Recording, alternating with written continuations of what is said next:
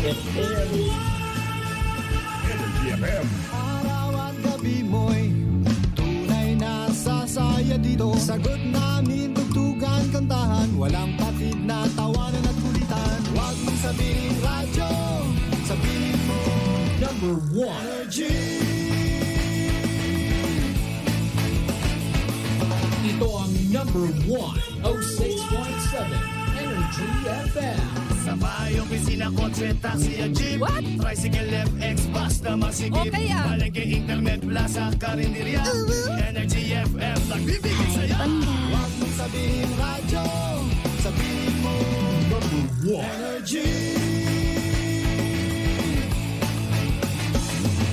Pangga, energy kaibigan mo. Pangga, energy ang numero uno. Kaya't tumango na at isigaw mo. Same, pero iba. Huwag mong sabihin radyo, sabihin mo Energy. Naka-energy na ba ang lahat? Lagi-lagi. Ang nag-iisang girlfriend mo sa radyo, DJ Lindsay. Ang pinakamakulit na girlfriend mo sa balat ng radyo. Isa magandang morning sa inyong lahat. Ako pa rin po nag-iisang girlfriend mo sa radio. My name is Lindsay. Makulit, pero may puso. Handang makinig sa mga kwento mo. Alam mo, feeling ko kailangan mo na siyang iwan kasi it doesn't make sense. Ang kwento sa lihim ng liham. Mahal kong Lindsay. Hindi na po ako magpapaligoy-ligoy pa. Gusto ko na pong dumiretso sa punto ko since di naman po ako ganun kagaling magkwento. Please call me Joanna. Nawalan po ng trabaho ang boyfriend ko 2 years ago. Kaya naman po nang hiram siya sa akin ng medyo kalakihan po na halaga ng pera. Ginawa niya lang po yon para po makapagsimula siya ng negosyo niya. Magaling po siyang magpatakbo ng negosyo. Sa loob po ng 2 taon, lumaki naman talaga at nagkaroon na rin po siya ng mga tao na tutulong sa kanya. Ngayon, Lindsay, ako naman po ang nangangailangan.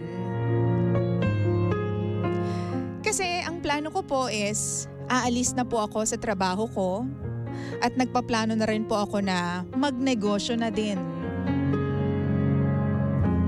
Yun nga lang, ayaw niyang ibigay sa akin yung hiniram niyang pera. Kasi ang sabi niya, pinapaikot pa daw niya. Every time na pumupunta ako para bumisita sa resto, naaabutan ko na nag-iinom sila habang may kumakain hanggang sa magsara na po yung restaurant. Wala akong kaalam-alam, DJ Lindsay, na meron pala siyang kinuha na isang attendant. Babae, may itsura at mas bata sa amin. Never naman niyang naikwento sa akin na kailangan niya ng attendant na tulad ng kinuha niya. Pero na-realize ko, kaya pala ayaw niya akong pumunta doon madalas. Ay baka dahil meron akong makita na hindi dapat. Isang beses pa may narinig pa akong mga biro sa kanila na inaasar siya doon. Pero hindi ko naman pinapansin. Makalipas po ang ilang buwan, nahuli ko silang dalawa na sobrang sweet habang open po yung restaurant. At maraming tao. Kinompronta ko siya agad nung nakita ko sila. At ang sabi niya sa akin, DJ Lindsay, ay wala lang daw yun.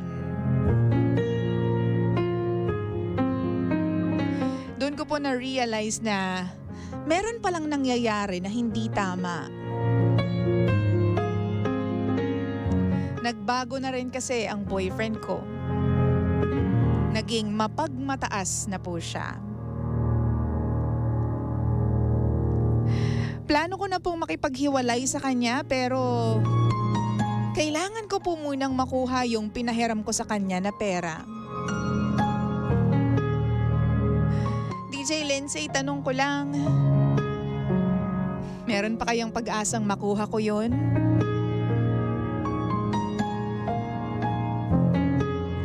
Kahit na inabot ko lang talaga at wala naman pong kasulatan. Basta napag-usapan lang naming dalawa.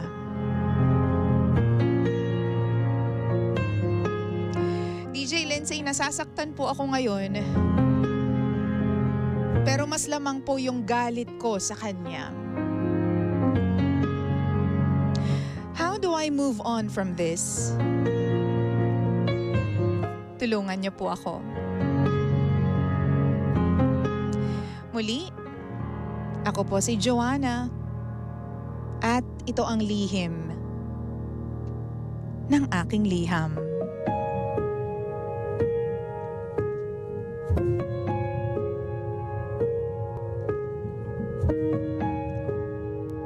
Lihim ng liham.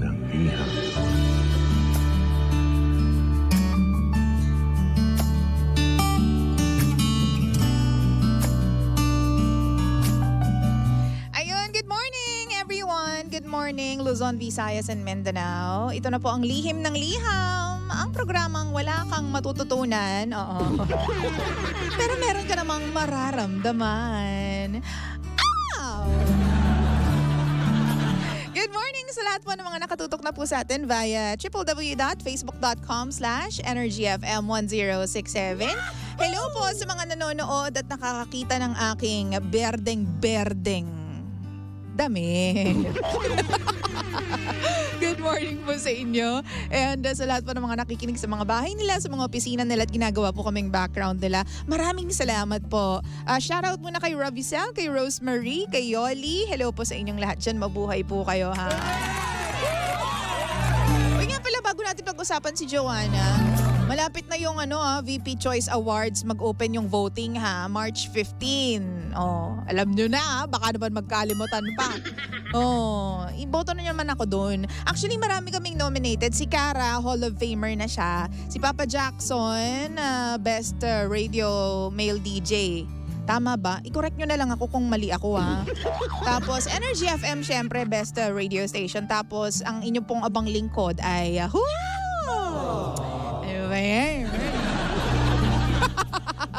oo, best female DJ ha. O iboto nyo ako, March 15 na po yan. Okay, wag po tayo magkakalimutan. Oo, yung mga hindi po nagbigay ng pa-birthday sa akin, dyan na lang po kayo bumawi. Oo. Oo, ha, sa 15, March 15 na po yung pag-open po ng voting sa VP Choice Award. So please, vote for Energy FM, Papa Jackson, hindi pala si Cara, Hall of Famer na siya, and Lindsay, mwah. Okay, oo. Yung mga kalaban kung malalakas na yun, madami ng awards yun. Ako naman. Ako naman, kayo naman, oh. Diba? O dali, Joanna, nakakaloka kasi ba't ka nagpapahiram ng pera na walang kasulatan? Sa bagay, kapag mahal mo nga naman kasi, hindi mo na maiisip yung kasulatan na yan eh. Kung kasi syempre, ang sulat niyan eh, nakabaon na sa iyong damdamin, sa iyong pag-ibig at pagmamahal. Oh yes, todo na to. Diba? Pero kasi hindi, sino ba naman ang mag-aakala, di ba, na along the way pala kapag naging okay na yung negosyo at nakaangat-angat na siya sa lipunan biglang magmamataas na siya. Oo, bakit hindi pa siya sumobra ng taas, pumunta na siya kay Lord? Di ba? Tsaring lang. Pero ako feeling ko, Itong jowa mo na yan, hindi talaga magandang hindi galing sa magandang lahi. Oo, masama yung ugali. Oo, ganyan. May mga ganyan talagang tao, pag nakakaangat na, parang binabaliwala na yung mga taong tumulong sa kanila kung bakit sila nakaangat ngayon. Wow! Diba? Ang hirap talaga kapag magjowa yung nag-uusap tungkol sa pera, no? Off na off yan para sa akin. Oo. Pero kasi ako, bilang wala naman siyang binigay sa'yo na, wala ka naman din binigay sa kanya na kasulatan, mahihirapan kang bawiin yun. Talagang face value na lang at tibay ng mukha na lang talagang panghahawakan mo dyan. Oo. Kasi pag in love talaga tayo, lahat ginagawa natin para dun sa taong mahal natin, no? Guilty ka dyan. Guilty naman tayong lahat dyan, feeling ko. Oo, lalo na kapag medyo bata-bata pa, lahat ng kayang ibibigay. Ang hirap talaga. Pero kasi dapat feeling ko mag-usap na kayong dalawa. Oo, as in yung talagang seryosong usapan na hindi na ako nagbibiro dito ha. Kailangan ko na yung pera, ganyan. Alam ko na pinapaikot mo pa yung pera pero ngayon kasi urgent na.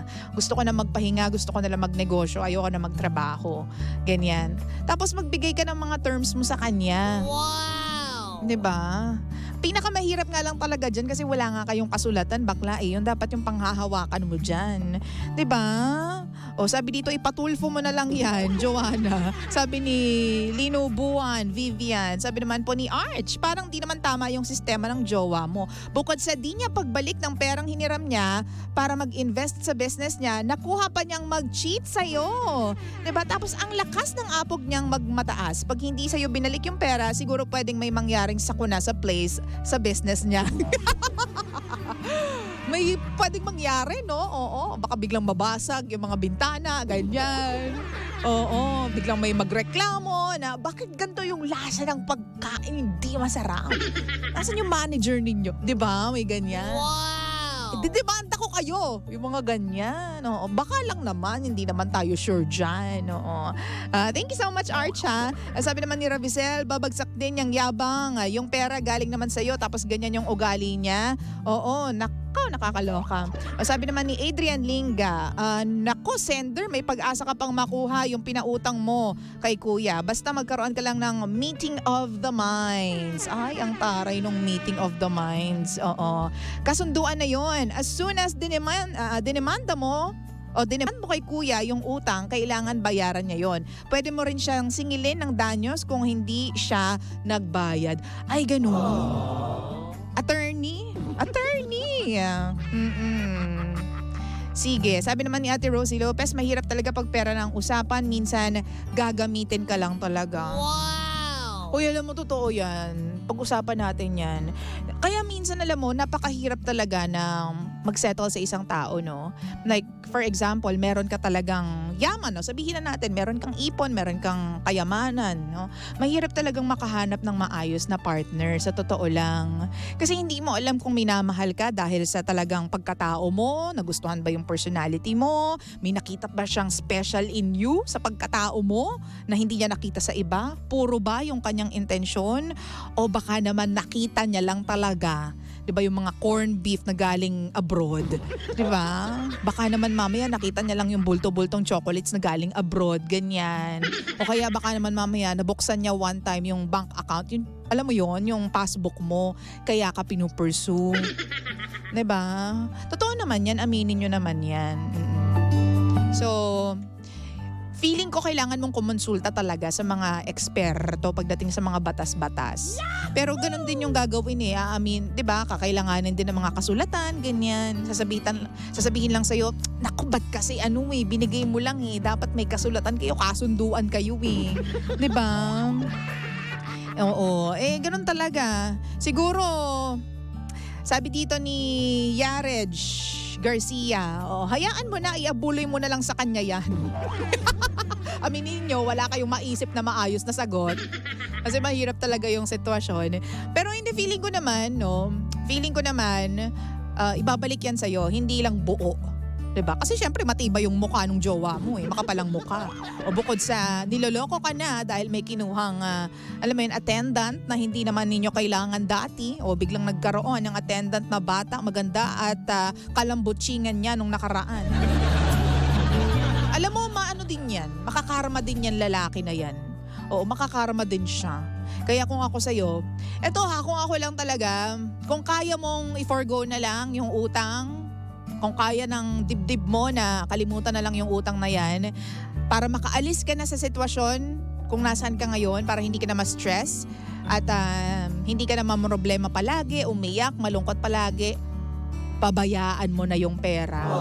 Sa totoo lang ha. Kasi ako, ang rason ko is kikitain ko pa yan. Alam yan ng mga kaibigan ko, alam yan ng pamilya ko. No matter how big the money is, how huge the money is, basta nakakaapekto siya sa aking sa aking mental health. O ang rason ko palagi, hayaan mo na, kikitain ko pa yan, may awa ang Panginoon. Totoo. Kasi hindi ka naman, nagtiwala ka lang naman ng malalang malala at mabisang mabisa, pero ikaw yung niloko. So may balik yun sa kanya. May balik din sa'yo, pero magandang bagay naman, 'di ba? Wow! Kung kaya mong i-prioritize yung mental health mo at pabayaan na lang yung pera na ginivsong mo doon sa iyong jowa, pabayaan mo na. Oo, ganyan talaga mga hampas lupa. Uy! Ikaw, you do what you do. Kung kaya mo po magtrabaho for another year para lang makapag-ipon ulit, gawin mo yon. Kesa naman sa lagi kang namomroblema. 'Di ba? Hayaan mo na. Para sa akin lang yon. Sa akin lang yon, no? Oh, pero iba naman syempre pag ikaw yung nag-isip, no? Sabi naman ni Arch ulit ha, I choose violence, Lindsay. Ipakuyog mo yan. Sabi dito, sana makonsensya naman siya, sabi ni Rosie. Oo. Minsan madalang yung konsensya. Oo. Minsan may mga taong hindi tinatablan yan. Pinahiram mo na nga ng pera, nung kinukuha mo na yung pera mo, hindi binigay sa'yo, tapos makikita mo, meron pa siyang kalambutsingan, meron pa siyang kasweet-sweetan, 'di ba? Oo, isang beses. Matibay ang mukha niyan talaga. Mahirap kasama yung ganyan. Pero alam mo, dapat nga ipagpasalamat mo, friend Pangga, na as early as now, hindi pa kayo kasal or hindi pa kayo talagang, alam mo yun, hindi pa kayo nagpaplano to get married.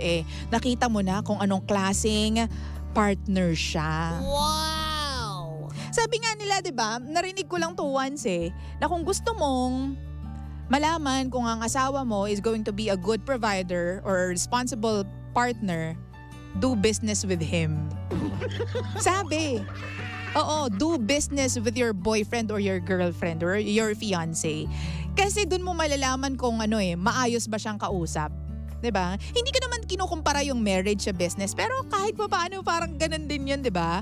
May obligasyon, may responsibilidad. Ang pagkakaiba lang is that may pagmamahal, may romantic ingredient, 'di ba? Factor doon sa relasyon o doon sa marriage, 'di ba?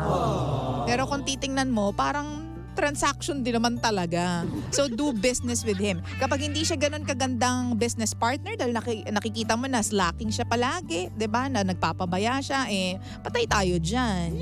Tapos pag nakikita mo na talagang pinagyayaman niya yung kanyang negosyo, then in fairness, kaya niyang alagaan yung magiging pamilya ninyong dalawa. Narinig ko lang yan, hindi ko alam kung tama. Kasi mahirap din naman talagang gawin, di ba? Oo. So, yun lang naman ang tingin ko.